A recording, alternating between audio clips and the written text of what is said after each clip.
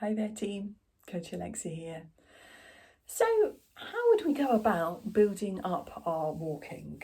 Now, as I mentioned in my last video, walking is still a degree of impact loading from walking, particularly compared to something like cycling or swimming, which are much lower, if not zero, impact sports.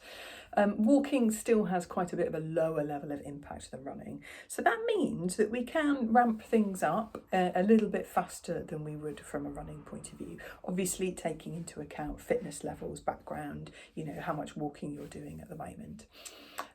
So, if you're just starting out, kind of building up that walking distance, taking a little bit of a baseline, and many of us these days have phones with built-in step counters, so you might have a bit of an idea of the amount of walking you're doing already.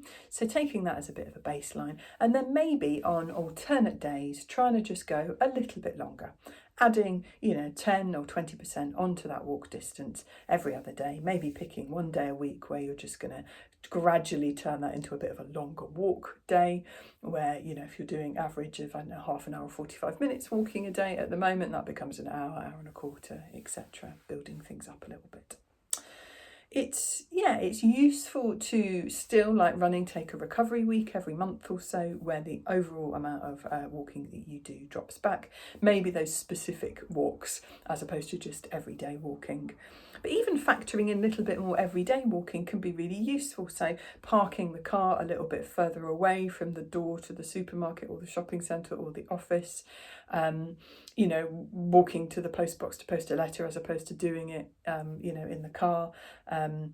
Finding a shop or a cafe that you can, walk to as a sort of purposeful walk in order to, drop off a parcel or pick up a delivery or do a little top-up shop of milk and bread and stuff. So easy little ways that you can just add a little bit more walking in, and then gradually thinking about those longer walks. I mean, I love planning them. That might be me, a bit of a geek with a map and a route planning app. But finding somewhere like a lovely cafe or a pub to go to for a bite to eat, or a beautiful view up a hill or a riverside walk.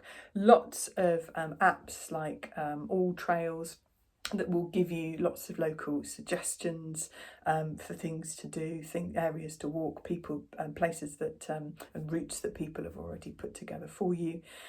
So loads of ways to just explore your local area, find new green spaces and have a little bit of a play with your walking.